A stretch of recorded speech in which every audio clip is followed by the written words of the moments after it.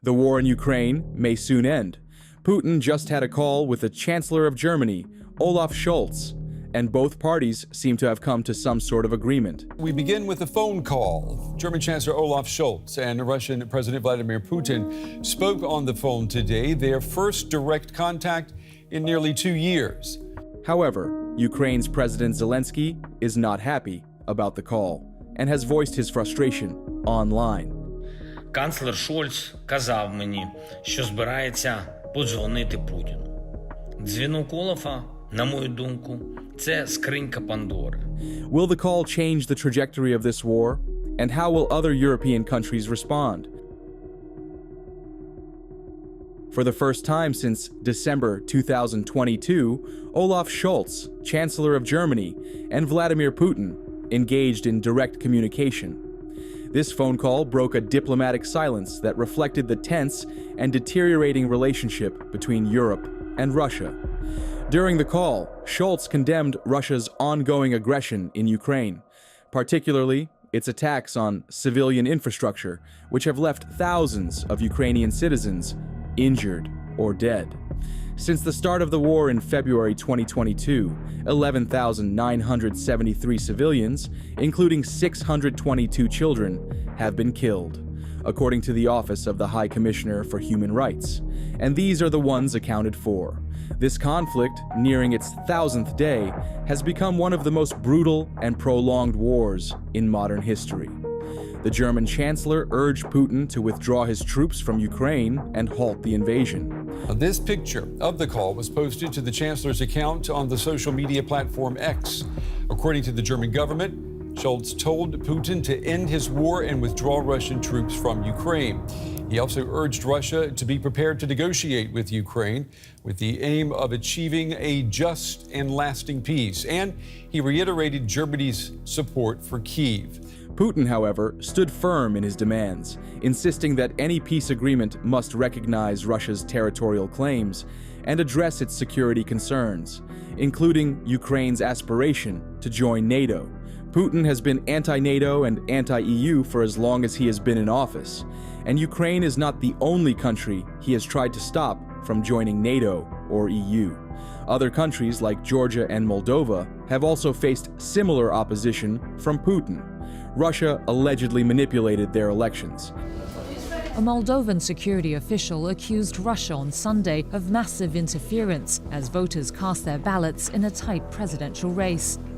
And yet, once again, Russia refuses to let Ukraine go. The Kremlin's response to the call emphasized its readiness to dialogue, however, only on the given conditions. These include Ukraine renouncing its NATO ambitions and accepting Russia's annexation of Ukrainian territories, like Crimea.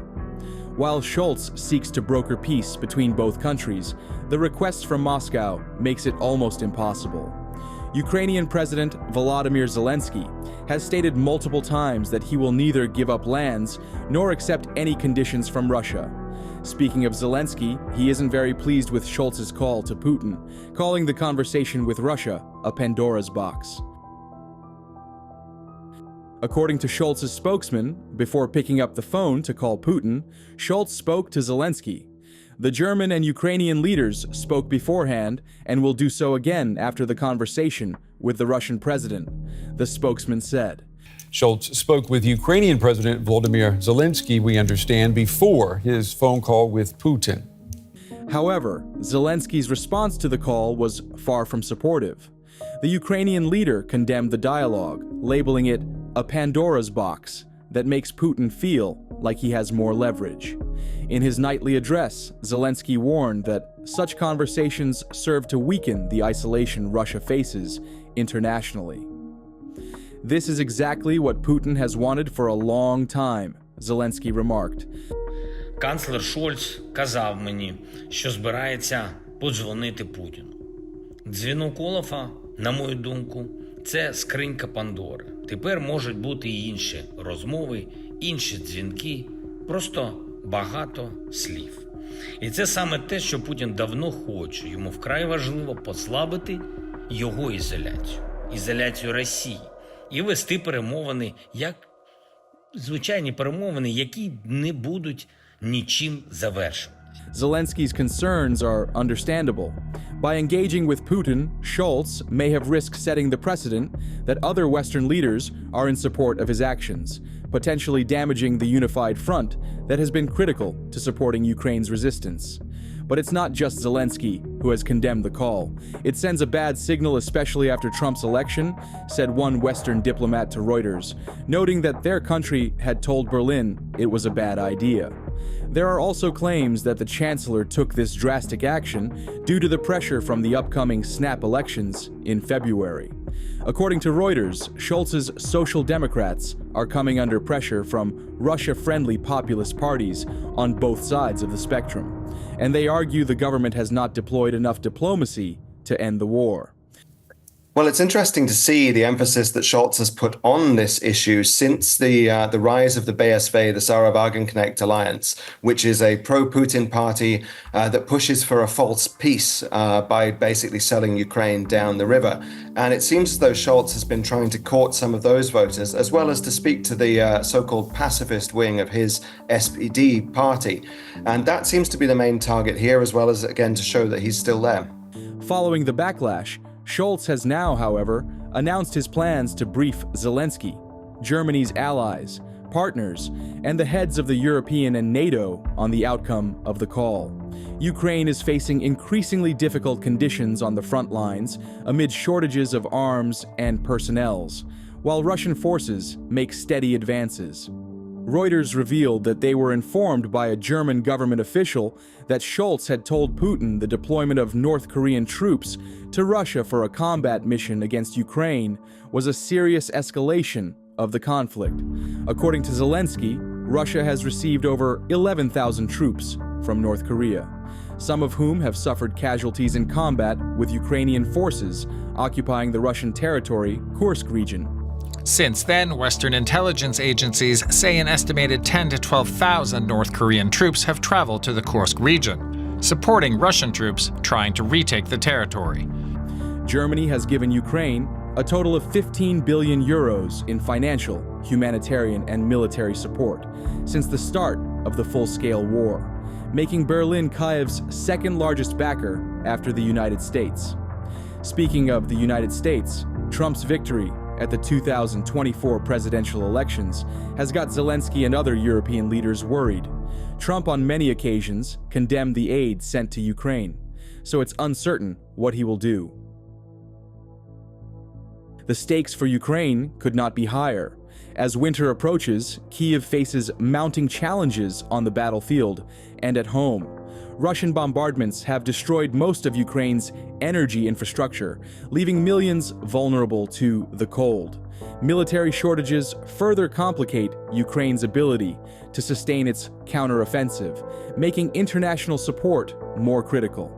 And while the support from NATO and European countries have been helpful, the support from the United States has been most significant. However, the election of Trump, who criticized the aid to Ukraine on his campaign trail, has called into question Washington's continued support. Every time Zelensky comes to the United States, he walks away with $100 billion. I think he's the greatest salesman on earth. But we're stuck in that war unless I'm president. I'll get it done. I'll get it negotiated. I'll get out. With the potential of Trump cutting the humanitarian and war funds the U.S. sends Ukraine, the EU has been considering an alternative funding source: Russian assets frozen within the bloc.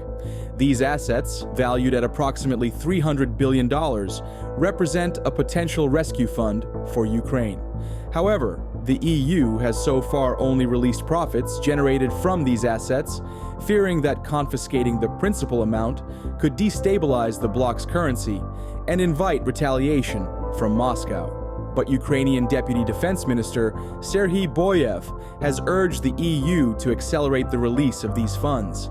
During a meeting of EU defense policy directors in Brussels, Boyev requested $1.6 billion out of the profits from the frozen assets. Ukraine plans to invest this money in its defense industrial base to sustain its military efforts.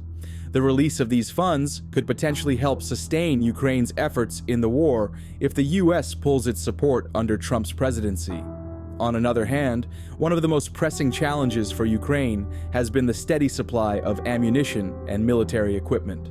Russia's invasion has placed immense strain on Ukraine's resources, making external support vital.